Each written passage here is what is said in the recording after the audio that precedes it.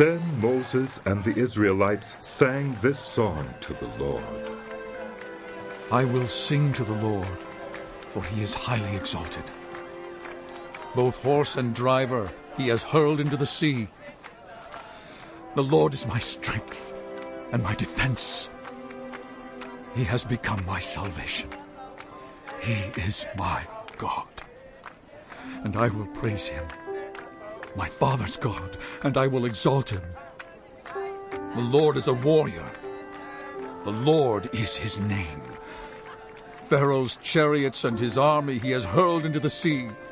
The best of Pharaoh's officers are drowned in the Red Sea. The deep waters have covered them. They sank to the depths like a stone. Your right hand, Lord, was majestic in power. Your right hand, Lord, shattered the enemy. In the greatness of your majesty, you threw down those who opposed you. You unleashed your burning anger and consumed them like stubble. By the blast of your nostrils, the waters piled up. The surging waters stood up like a wall. The deep waters congealed in the heart of the sea. The enemy boasted, I will pursue, I will overtake them. I will divide the spoils, I will gorge myself on them. I will draw my sword, and my hand will destroy them. But you blew with your breath, and the sea covered them. They sank like lead in the mighty waters. Who among the gods is like you, Lord? Who is like you, majestic in holiness, awesome in glory, working wonders? You stretch out your right hand, and the earth swallows your enemies. In your unfailing love, you will lead the people you have redeemed. In your strength, you will guide them to your holy dwelling. The nations will hear and tremble. Anguish will grip the people of Philistia. The chiefs of Edom will be terrified. The leaders of Moab will be seized with trembling. The people of Canaan will melt away. Terror and dread will fall on them. By the power of your arm, they will be as still as a stone. Until your people pass by, Lord, until the people you bought pass by. You will bring them in and plant them on the mountain of your inheritance. The place, Lord, you made for your dwelling. The sanctuary, Lord, your hands established. The Lord reigns forever and ever. When Pharaoh's horses, chariots, and horsemen went into the sea, the Lord brought the waters of the sea back over them. But the Israelites walked through the sea on dry ground. Then Miriam the prophet, Aaron's sister, took a timbrel in her hand, and all the women followed her with timbrels and dancing. Miriam sang to them, Sing to the Lord, for he is highly exalted. Both horse and driver he has hurled into the sea. Then Moses led Israel from the Red Sea, and they went into the desert of Shur. For 3 days they traveled in the desert without finding water. When they came to Marah, they could not drink its water because it was bitter. That is why the place is called Marah. So the people grumbled against Moses, saying, What are we to drink? Then Moses cried out to the Lord, and the Lord showed him a piece of wood. He threw it into the water, and the water became fit to drink. There the Lord issued a ruling and instruction for them, and put them to the test. He said, If you listen carefully to the Lord your God, and do what is right in his eyes, if you pay attention to his commands, and keep all his decrees, I will not bring on you any of the diseases I brought on the Egyptians, for I am the Lord who heals you. Then they came to Elim, where there were 12 springs and 70 palm trees, and they camped there near the water. The whole Israelite community set out from Elim and came to the desert of Sin, which is between Elim and Sinai, on the 15th day of the 2nd month after they had come out of Egypt. In the desert, the whole community grumbled against Moses and Aaron. The Israelites said to them, "If only we had died by the Lord's hand in Egypt. There we sat around pots of meat and ate all the food we wanted. But you have brought us out into this desert to starve this entire assembly to death." Then the Lord said to Moses, I will rain down bread from heaven for you. The people are to go out each day and gather enough for that day. In this way, I will test them and see whether they will follow my instructions. On the sixth day, they are to prepare what they bring in, and that is to be twice as much as they gather on the other days. So Moses and Aaron said to all the Israelites, In the evening you will know that it was the Lord who brought you out of Egypt. And in the morning you will see the glory of the Lord, because he has heard your grumbling against him. Who are we that you should grumble against us? Moses also said, You will know that it was the Lord when he gives you meat to eat in the evening, and all the bread you want in the morning, because he has heard your grumbling against him. Who are we? You are not grumbling against us, but against the Lord. Then Moses told Aaron, Say to the entire Israelite community, Come before the Lord, for he has heard your grumbling. While Aaron was speaking to the whole Israelite community, they looked toward the desert, and there was the glory of the Lord appearing in the cloud. The Lord said to Moses, I have heard the grumbling of the Israelites. Tell them, at twilight you will eat meat, and in the morning you will be filled with bread. Then you will know that I am the Lord your God. That evening quail came and covered the camp, and in the morning there was a layer of dew around the camp. When the dew was gone, thin flakes like frost on the ground appeared on the desert floor. When the Israelites saw it, they said to each other, What is it? for they did not know what it was. Moses said to them, It is the bread the Lord has given you to eat. This is what the Lord has commanded. Everyone is to gather as much as they need. Take an omer for each person you have in your tent. The Israelites did as they were told. Some gathered much, some little. And when they measured it by the omer, the one who gathered much did not have too much, and the one who gathered little did not have too little. Everyone had gathered just as much as they needed. Then Moses said to them, No one is to keep any of it until morning. However, some of them paid no attention to Moses. They kept part of it until morning. But it was full of maggots and began to smell. So Moses was angry with them. Each morning everyone gathered as much as they needed, and when the sun grew hot, it melted away. On the sixth day they gathered twice as much, 2 omers for each person, and the leaders of the community came and reported this to Moses. He said to them, This is what the Lord commanded. Tomorrow is to be a day of Sabbath rest, a holy Sabbath to the Lord. So bake what you want to bake, and boil what you want to boil. Save whatever is left, and keep it until morning. So they saved it until morning, as Moses commanded, and it did not stink or get maggots in it. Eat it today, Moses said, because today is a Sabbath to the Lord. You will not find any of it on the ground today.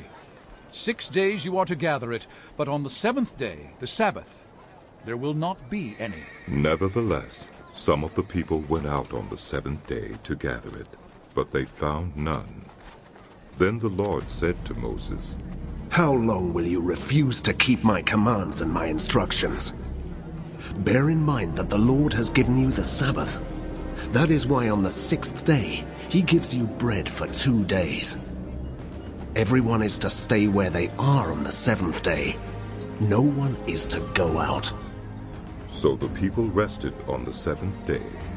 The people of Israel called the bread manna.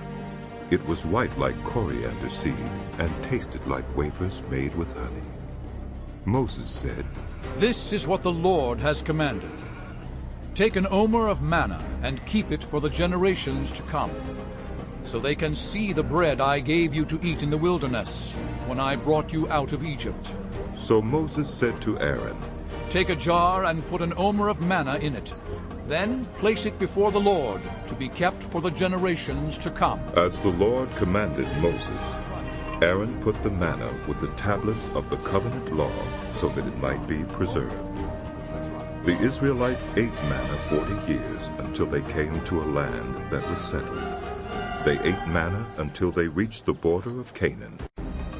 An omer is 1/10 of an ephah. The whole Israelite community set out from the desert of Sin, traveling from place to place as the Lord commanded. They camped at Rephidim, but there was no water for the people to drink. So they quarreled with Moses and said, Give us water to drink!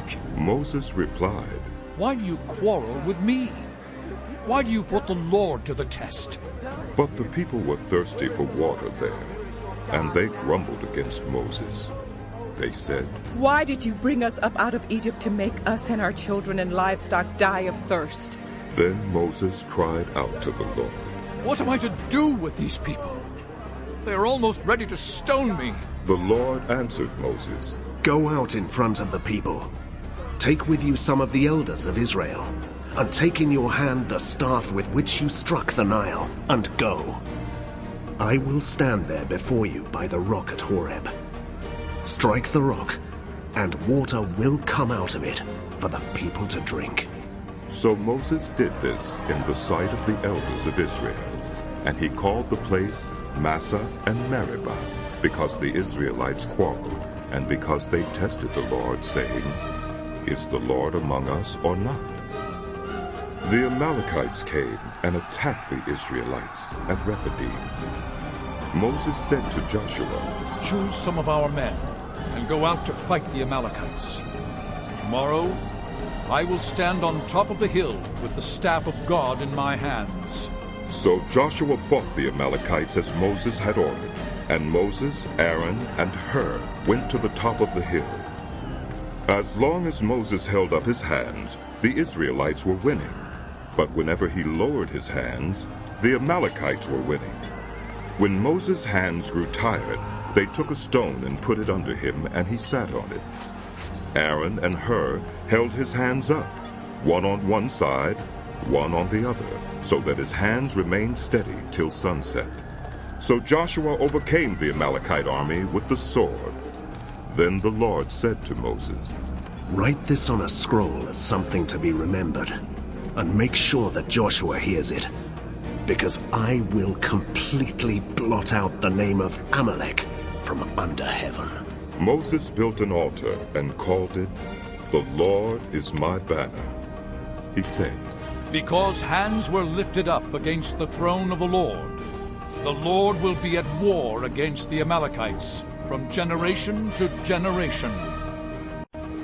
Now Jethro, the priest of Midian and father-in-law of Moses, heard of everything God had done for Moses and for his people Israel, and how the Lord had brought Israel out of Egypt. After Moses had sent away his wife Zipporah, his father-in-law Jethro received her and her 2 sons. One son was named Gershom, for Moses said, I have become a foreigner in a foreign land. And the other was named Eliezer, for he said, My father's God was my helper.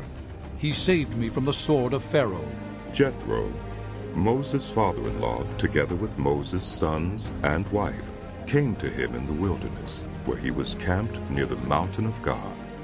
Jethro had sent word to him, I, your father-in-law, Jethro, am coming to you with your wife and her 2 sons. So Moses went out to meet his father-in-law, and bowed down and kissed him. They greeted each other, and then went into the tent. Moses told his father-in-law about everything the Lord had done to Pharaoh and the Egyptians for Israel's sake, and about all the hardships they had met along the way, and how the Lord had saved them. Jethro was delighted to hear about all the good things the Lord had done for Israel in rescuing them from the hand of the Egyptians. He said, Praise be to the Lord, who rescued you from the hand of the Egyptians and of Pharaoh, and who rescued the people from the hand of the Egyptians. Now I know that the Lord is greater than all other gods, for he did this to those who had treated Israel arrogantly. Then Jethro, Moses' father-in-law, brought a burnt offering and other sacrifices to God. And Aaron came with all the elders of Israel to eat a meal with Moses' father-in-law in the presence of God. The next day, Moses took his seat to serve as judge for the people, and they stood around him from morning till evening. When his father-in-law saw all that Moses was doing for the people, he said, What is this you are doing for the people?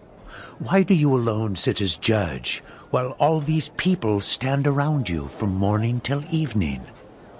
Moses answered him, Because the people come to me to seek God's will. Whenever they have a dispute, it is brought to me, and I decide between the parties and inform them of God's decrees and instructions. Moses' father-in-law replied, What you are doing is not good. You and these people who come to you will only wear yourselves out. The work is too heavy for you. You cannot handle it alone. Listen now to me, and I will give you some advice, and may God be with you. You must be the people's representative before God, and bring their disputes to him. Teach them his decrees and instructions, and show them the way they are to live and how they are to behave. But select capable men from all the people, men who fear God, trustworthy men who hate dishonest gain, and appoint them as officials over thousands, hundreds, fifties, and tens. Have them serve as judges for the people at all times, but have them bring every difficult case to you. The simple cases they can decide themselves. That will make your load lighter, because they will share it with you. If you do this, and God so commands, you will be able to stand the strain, and all these people will go home satisfied. Moses listened to his father-in-law and did everything he said. He chose capable men from all Israel and made them leaders of the people, officials over thousands, hundreds, fifties, and tens. They served as judges for the people at all times. The difficult cases they brought to Moses, but the simple ones they decided themselves. Then Moses sent his father-in-law on his way, and Jethro returned to his own country. On the first day of the 3rd month after the Israelites left Egypt, on that very day, they came to the desert of Sinai. After they set out from Rephidim, they entered the desert of Sinai, and Israel camped there in the desert in front of the mountain.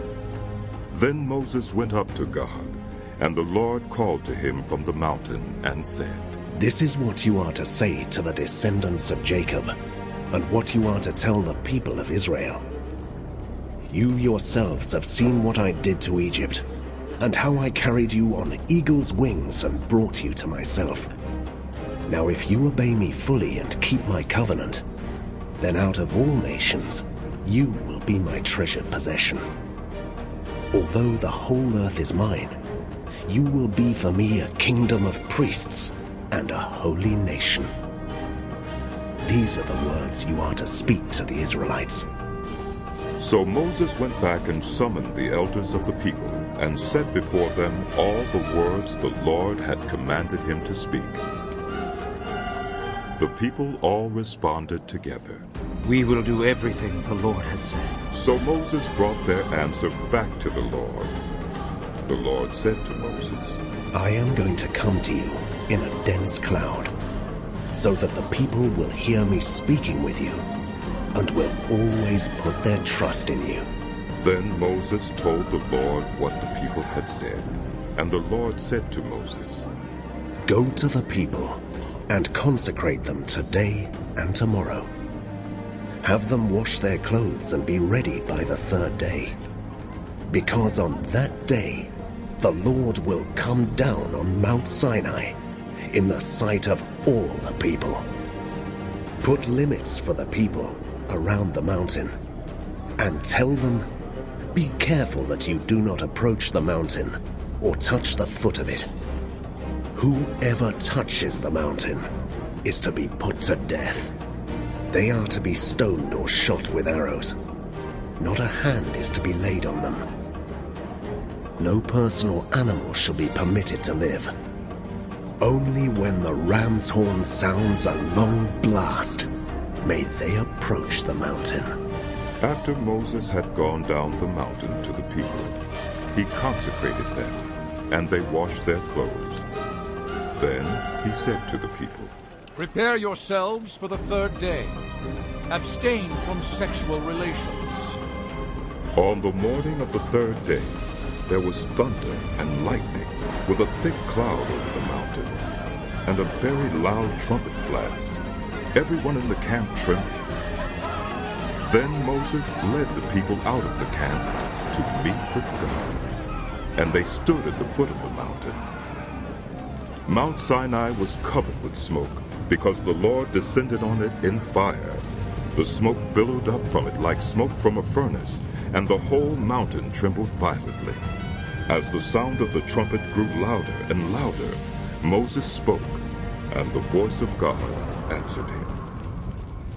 The Lord descended to the top of Mount Sinai and called Moses to the top of the mountain. So Moses went up. And the Lord said to him, Go down and warn the people, so they do not force their way through to see the Lord, and many of them perish. Even the priests who approach the Lord must consecrate themselves, or the Lord will break out against them.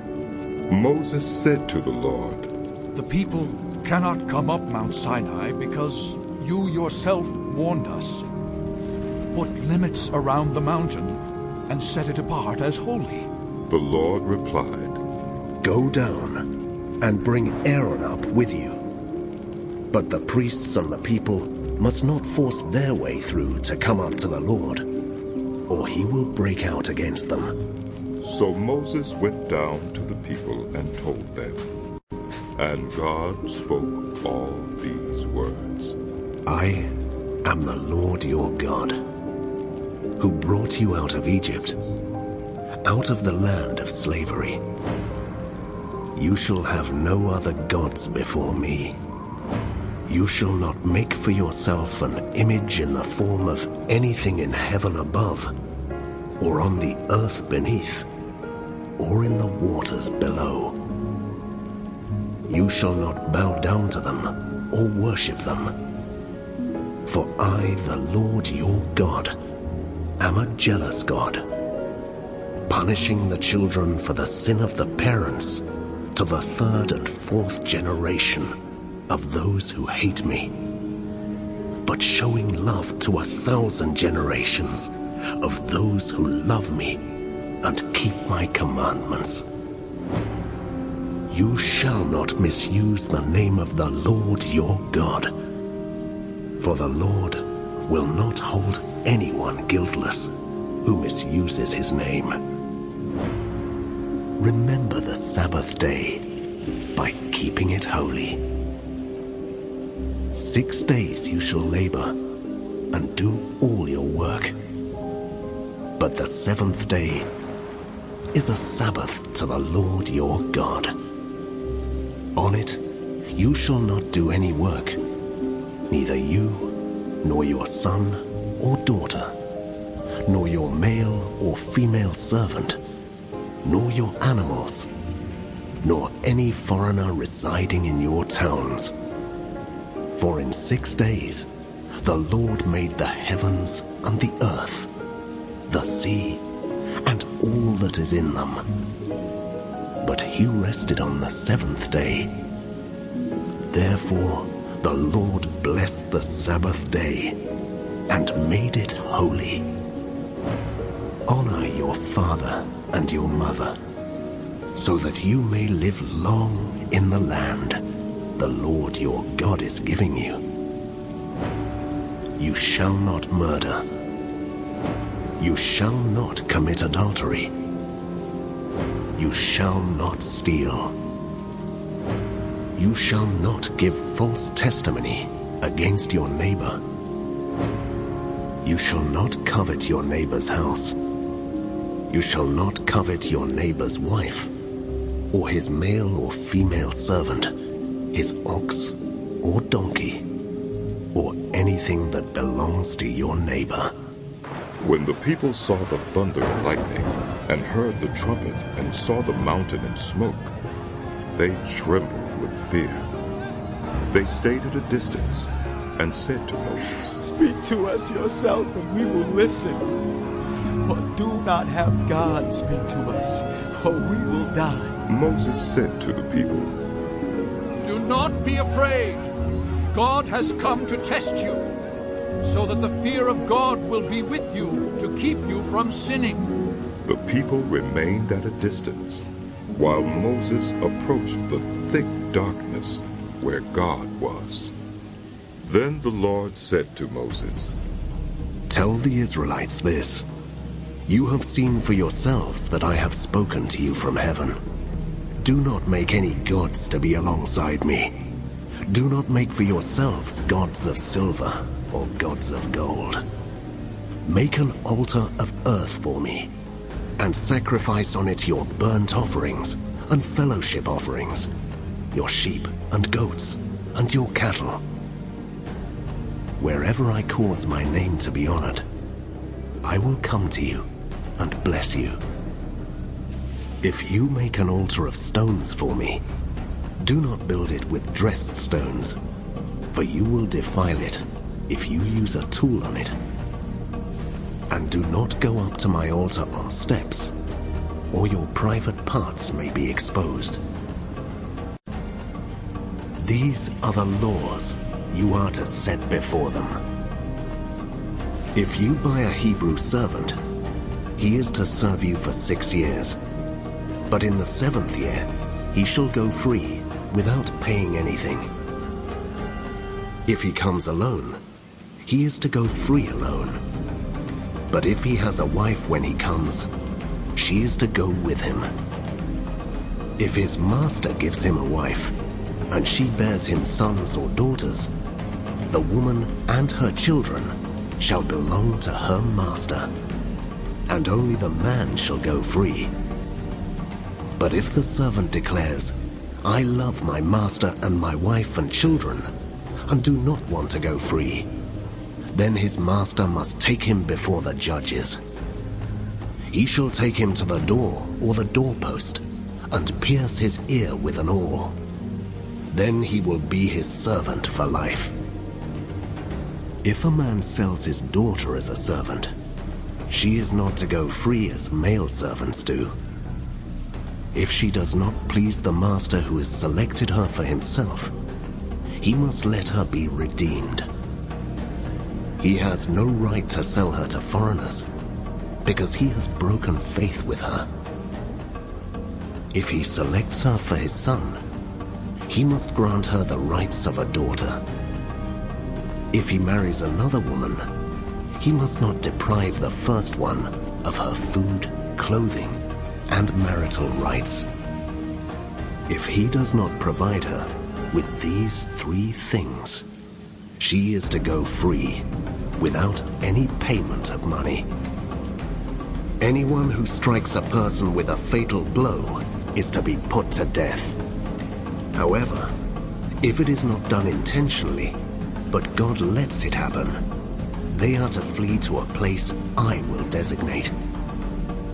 But if anyone schemes and kills someone deliberately, that person is to be taken from my altar and put to death. Anyone who attacks their father or mother is to be put to death.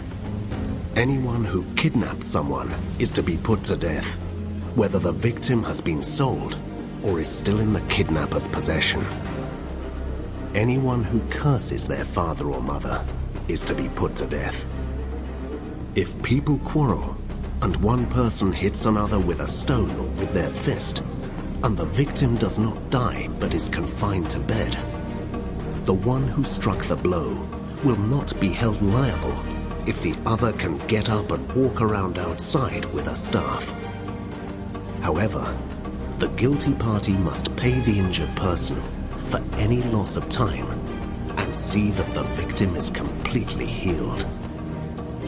Anyone who beats their male or female slave with a rod must be punished if the slave dies as a direct result. But they are not to be punished if the slave recovers after a day or two, since the slave is their property.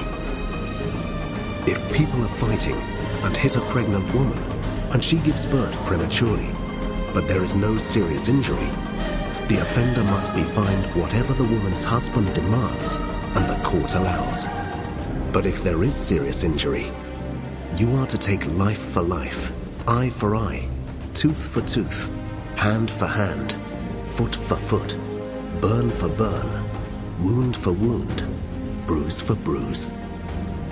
An owner who hits a male or female slave in the eye and destroys it must let the slave go free to compensate for the eye. And an owner who knocks out the tooth of a male or female slave must let the slave go free to compensate for the tooth. If a bull gores a man or woman to death, the bull is to be stoned to death, and its meat must not be eaten. But the owner of the bull will not be held responsible. If, however, the bull has had the habit of goring, and the owner has been warned but has not kept it penned up, and it kills a man or woman, the bull is to be stoned, and its owner also is to be put to death. However, if payment is demanded, the owner may redeem his life by the payment of whatever is demanded. This law also applies if the bull gores a son or daughter. If the bull gores a male or female slave, the owner must pay 30 shekels of silver to the master of the slave, and the bull is to be stoned to death. If anyone uncovers a pit or digs one and fails to cover it, and an ox or donkey falls into it, the one who opened the pit must pay the owner for the loss and take the dead animal in exchange. If anyone's bull injures someone else's bull and it dies, the two parties are to sell the live one and divide both the money and the dead animal equally. However, if it was known that the bull had the habit of goring, yet the owner did not keep it penned up, the owner must pay animal for animal and take the dead animal in exchange. Whoever steals an ox or a sheep and slaughters it or sells it must pay back 5 head of cattle for the ox and 4 sheep for the sheep. If a thief is caught breaking in at night and is struck a fatal blow, the defender is not guilty of bloodshed. But if it happens after sunrise, the defender is guilty of bloodshed. Anyone who steals must certainly make restitution. But if they have nothing, they must be sold to pay for their theft. If the stolen animal is found alive in their possession, whether ox or donkey or sheep, they must pay back double. If anyone grazes their livestock in a field or vineyard and lets them stray and they graze in someone else's field, the offender must make restitution from the best of their own field or vineyard. If a fire breaks out and spreads into thorn bushes so that it burns shocks of grain or standing grain or the whole field, the one who started the fire must make restitution. If anyone gives a neighbor silver or goods for safekeeping, and they are stolen from the neighbor's house, the thief, if caught, must pay back double. But if the thief is not found, the owner of the house must appear before the judges, and they must determine whether the owner of the house has laid hands on the other person's property.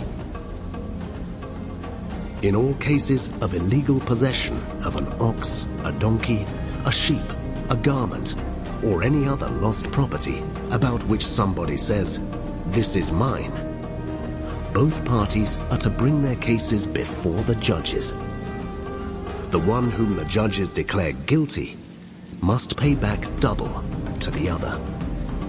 If anyone gives a donkey, an ox, a sheep, or any other animal to their neighbor for safekeeping, and it dies or is injured or is taken away while no one is looking, the issue between them will be settled by the taking of an oath before the Lord that the neighbor did not lay hands on the other person's property. The owner is to accept this, and no restitution is required. But if the animal was stolen from the neighbor, restitution must be made to the owner. If it was torn to pieces by a wild animal, the neighbor shall bring in the remains as evidence, and shall not be required to pay for the torn animal. If anyone borrows an animal from their neighbor, and it is injured or dies while the owner is not present, they must make restitution. But if the owner is with the animal, the borrower will not have to pay. If the animal was hired, the money paid for the hire covers the loss. If a man seduces a virgin who is not pledged to be married and sleeps with her, he must pay the bride price, and she shall be his wife. If her father absolutely refuses to give her to him, he must still pay the bride price for virgins. Do not allow a sorceress to live. Anyone who has sexual relations with an animal is to be put to death. Whoever sacrifices to any god other than the Lord must be destroyed. Do not mistreat or oppress a foreigner, for you were foreigners in Egypt. Do not take advantage of the widow or the fatherless. If you do, and they cry out to me, I will certainly hear their cry. My anger will be aroused, and I will kill you with the sword. Your wives will become widows, and your children fatherless. If you lend money to one of my people among you who is needy, do not treat it like a business deal. Charge no interest. If you take your neighbor's cloak as a pledge, return it by sunset, because that cloak is the only covering your neighbor has. What else can they sleep in? When they cry out to me, I will hear, for I am compassionate. Do not blaspheme God or curse the ruler of your people.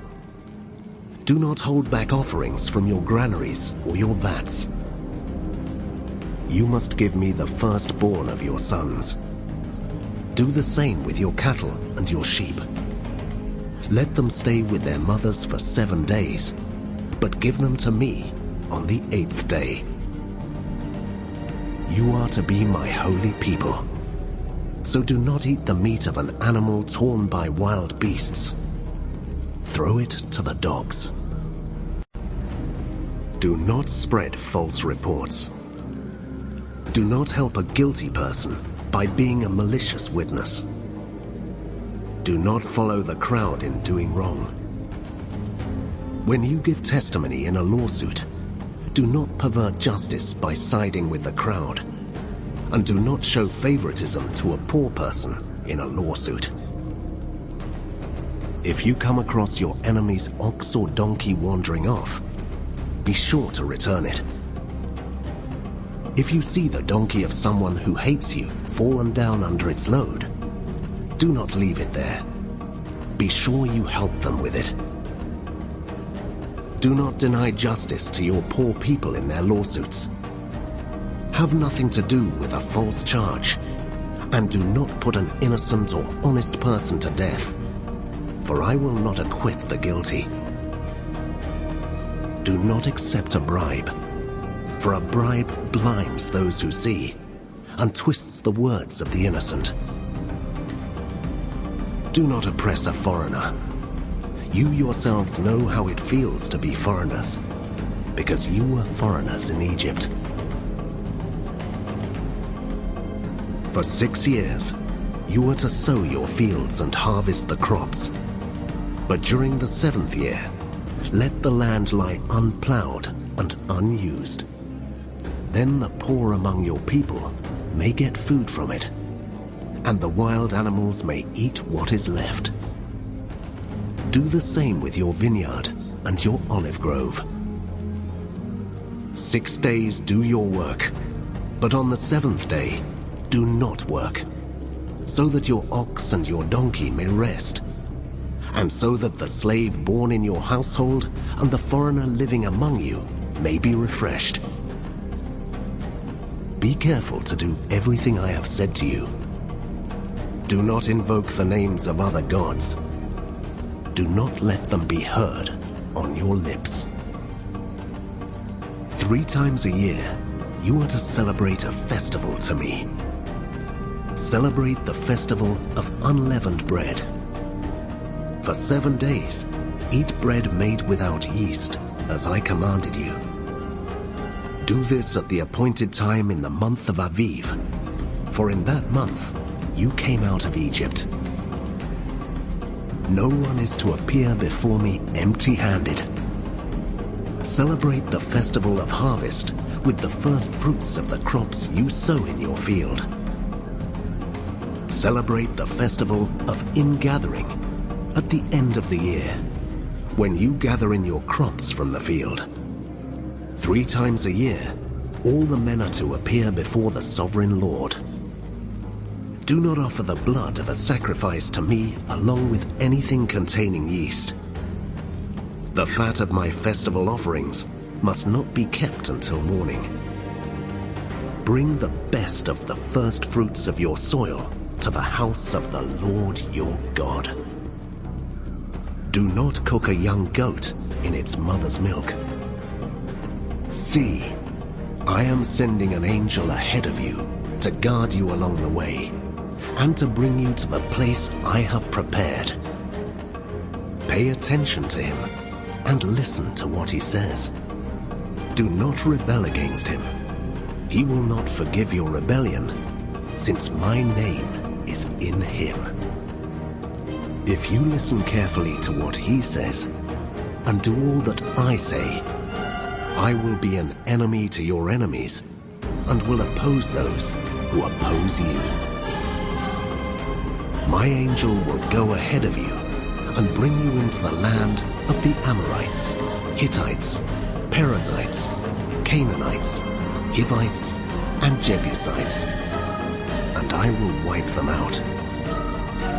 Do not bow down before their gods or worship them or follow their practices. You must demolish them and break their sacred stones to pieces. Worship the Lord your God, and his blessing will be on your food and water. I will take away sickness from among you, and none will miscarry or be barren in your land. I will give you a full lifespan. I will send my terror ahead of you and throw into confusion every nation you encounter. I will make all your enemies turn their backs and run. I will send the hornet ahead of you to drive the Hivites, Canaanites, and Hittites out of your way. But I will not drive them out in a single year, because the land would become desolate and the wild animals too numerous for you. Little by little, I will drive them out before you, until you have increased enough to take possession of the land. I will establish your borders from the Red Sea to the Mediterranean Sea, and from the desert to the Euphrates River. I will give into your hands the people who live in the land, and you will drive them out before you. Do not make a covenant with them or with their gods. Do not let them live in your land, or they will cause you to sin against me, because the worship of their gods will certainly be a snare to you. Then the Lord said to Moses, Come up to the Lord, you and Aaron, Nadab and Abihu, and 70 of the elders of Israel. You are to worship at a distance, but Moses alone is to approach the Lord. The others must not come near, and the people may not come up with him. When Moses went and told the people all the Lord's words and laws, they responded with one voice, "Everything the Lord has said we will do." Moses then wrote down everything the Lord had said. He got up early the next morning and built an altar at the foot of the mountain and set up 12 stone pillars representing the 12 tribes of Israel. Then he sent young Israelite men, and they offered burnt offerings and sacrificed young bulls as fellowship offerings to the Lord. Moses took half of the blood and put it in bowls, and the other half he splashed against the altar. Then he took the book of the covenant and read it to the people. They responded, "We will do everything the Lord has said. We will obey." Moses then took the blood, sprinkled it on the people, and said, This is the blood of the covenant that the Lord has made with you in accordance with all these words. Moses and Aaron, Nadab and Abihu, and the 70 elders of Israel went up and saw the God of Israel. Under his feet was something like a pavement made of lapis lazuli, as bright blue as the sky. But God did not raise his hand against these leaders of the Israelites. They saw God, and they ate and drank. The Lord said to Moses, "Come up to me on the mountain, and stay here, and I will give you the tablets of stone with the law and commandments I have written for their instruction." Then Moses set out with Joshua his aide, and Moses went up on the mountain of God. He said to the elders, Wait here for us until we come back to you. Aaron and Hur are with you, and anyone involved in a dispute can go to them. When Moses went up on the mountain, the cloud covered it, and the glory of the Lord settled on Mount Sinai. For 6 days the cloud covered the mountain, and on the 7th day the Lord called to Moses from within the cloud. To the Israelites, the glory of the Lord looked like a consuming fire on top of the mountain. Then Moses entered the cloud as he went on up the mountain, and he stayed on the mountain 40 days and 40 nights. The Lord said to Moses, "Tell the Israelites to bring me an offering. You are to receive the offering for me from everyone whose heart prompts them to give. These are the offerings you are to receive from them: gold, silver, and bronze, blue, purple, and scarlet yarn, and fine linen, goat hair, ram skins dyed red, and another type of durable leather, acacia wood, olive oil for the light, spices for the anointing oil and for the fragrant incense, and onyx stones and other gems to be mounted on the ephod and breastpiece. Then have them make a sanctuary for me, and I will dwell among them.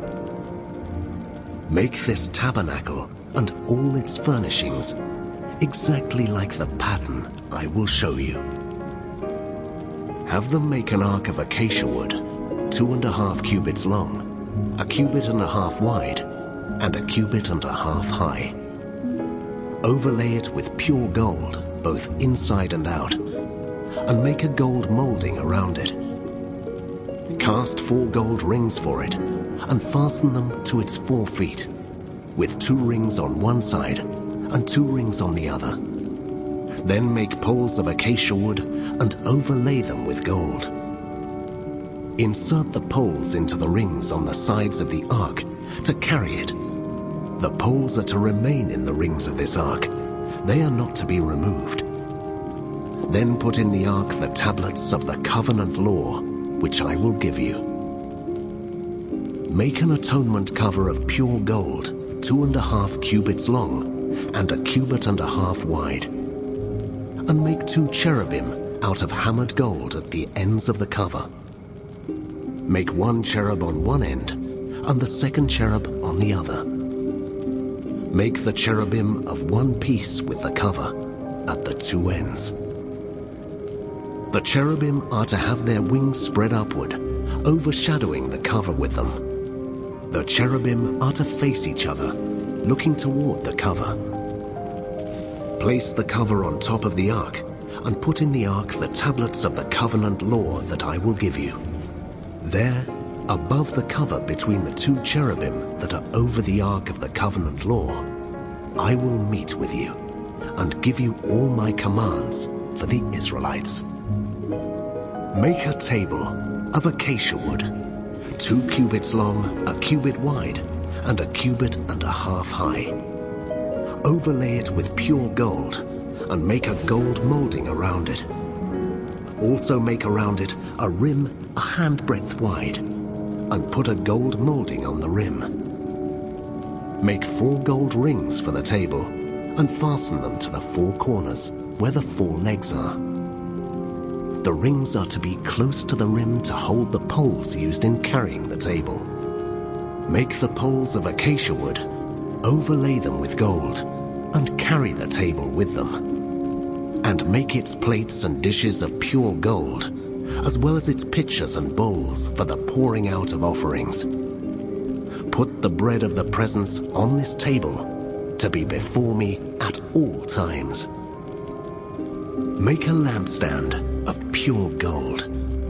Hammer out its base and shaft, and make its flower-like cups, buds, and blossoms of one piece with them. 6 branches are to extend from the sides of the lampstand, 3 on one side and 3 on the other. 3 cups shaped like almond flowers with buds and blossoms are to be on one branch, 3 on the next branch, and the same for all 6 branches extending from the lampstand. And on the lampstand, there are to be 4 cups shaped like almond flowers with buds and blossoms. 1 bud shall be under the first pair of branches, extending from the lampstand, a 2nd bud under the 2nd pair, and a 3rd bud under the 3rd pair. 6 branches in all. The buds and branches shall all be of one piece with the lampstand, hammered out of pure gold. Then make it 7 lamps, and set them up on it, so that they light the space in front of it. Its wick trimmers and trays are to be of pure gold. A talent of pure gold is to be used for the lampstand and all these accessories. See that you make them according to the pattern shown you on the mountain. Make the tabernacle with 10 curtains of finely twisted linen and blue, purple, and scarlet yarn, with cherubim woven into them by a skilled worker. All the curtains are to be the same size, 28 cubits long and 4 cubits wide. Join 5 of the curtains together and do the same with the other 5. Make loops of blue material along the edge of the end curtain in one set, and do the same with the end curtain in the other set. Make 50 loops on one curtain, and 50 loops on the end curtain of the other set, with the loops opposite each other. Then make 50 gold clasps, and use them to fasten the curtains together, so that the tabernacle is a unit. Make curtains of goat hair for the tent over the tabernacle, 11 altogether. All 11 curtains are to be the same size, 30 cubits long and 4 cubits wide. Join 5 of the curtains together into one set, and the other 6 into another set. Fold the 6th curtain double at the front of the tent. Make 50 loops along the edge of the end curtain in one set, and also along the edge of the end curtain in the other set. Then make 50 bronze clasps and put them in the loops to fasten the tent together as a unit. As for the additional length of the tent curtains, the half curtain that is left over is to hang down at the rear of the tabernacle. The tent curtains will be a cubit longer on both sides. What is left will hang over the sides of the tabernacle so as to cover it. Make for the tent a covering of ram skins dyed red, and over that, a covering of the other durable leather. Make upright frames of acacia wood for the tabernacle. Each frame is to be 10 cubits long and a cubit and a half wide, with 2 projections set parallel to each other. Make all the frames of the tabernacle in this way. Make 20 frames for the south side of the tabernacle, and make 40 silver bases to go under them, 2 bases for each frame, 1 under each projection. For the other side, the north side of the tabernacle, make 20 frames and 40 silver bases, 2 under each frame. Make 6 frames for the far end, that is, the west end of the tabernacle, and make 2 frames for the corners at the far end. At these 2 corners, they must be double from the bottom all the way to the top, and fitted into a single ring. Both shall be like that. So there will be 8 frames and 16 silver bases, 2 under each frame. Also make crossbars of acacia wood, 5 for the frames on one side of the tabernacle, 5 for those on the other side, and 5 for the frames on the west, at the far end of the tabernacle. The center crossbar is to extend from end to end at the middle of the frames. Overlay the frames with gold, and make gold rings to hold the crossbars. Also overlay the crossbars with gold. Set up the tabernacle according to the plan shown you on the mountain. Make a curtain of blue, purple, and scarlet yarn, and finely twisted linen, with cherubim woven into it by a skilled worker. Hang it with gold hooks on 4 posts of acacia wood, overlaid with gold, and standing on 4 silver bases. Hang the curtain from the clasps, and place the Ark of the Covenant Law behind the curtain. The curtain will separate the holy place from the most holy place. Put the atonement cover on the Ark of the Covenant Law in the most holy place. Place the table outside the curtain on the north side of the tabernacle, and put the lampstand opposite it on the south side. For the entrance to the tent, make a curtain of blue, purple, and scarlet yarn and finely twisted linen, the work of an embroiderer. Make gold hooks for this curtain, and 5 posts of acacia wood overlaid with gold, and cast 5 bronze bases for them. Build an altar of acacia wood 3 cubits high. It is to be square, 5 cubits long and 5 cubits wide. Make a horn at each of the 4 corners, so that the horns and the altar are of one piece, and overlay the altar with bronze. Make all its utensils of bronze, its pots to remove the ashes, and its shovels, sprinkling bowls, meat forks, and fire pans. Make a grating for it, a bronze network, and make a bronze ring at each of the 4 corners of the network. Put it under the ledge of the altar, so that it is halfway up the altar. Make poles of acacia wood for the altar, and overlay them with bronze. The poles are to be inserted into the rings, so they will be on 2 sides of the altar when it is carried. Make the altar hollow out of boards. It is to be made just as you were shown on the mountain. Make a courtyard for the tabernacle. The south side shall be 100 cubits long, and is to have curtains of finely twisted linen, with 20 posts and 20 bronze bases, and with silver hooks and bands on the posts. The north side shall also be 100 cubits long, and is to have curtains with 20 posts and 20 bronze bases, and with silver hooks and bands on the posts. The west end of the courtyard shall be 50 cubits wide, and have curtains, with 10 posts and 10 bases. On the east end, toward the sunrise, The courtyard shall also be 50 cubits wide. Curtains 15 cubits long are to be on one side of the entrance, with 3 posts and 3 bases, and curtains 15 cubits long are to be on the other side, with 3 posts and 3 bases. For the entrance to the courtyard, provide a curtain 20 cubits long, of blue, purple, and scarlet yarn, and finely twisted linen, the work of an embroiderer, with 4 posts and 4 bases. All the posts around the courtyard are to have silver bands and hooks, and bronze bases. The courtyard shall be 100 cubits long, and 50 cubits wide, with curtains of finely twisted linen 5 cubits high, and with bronze bases. All the other articles used in the service of the tabernacle, whatever their function, including all the tent pegs for it and those for the courtyard, are to be of bronze.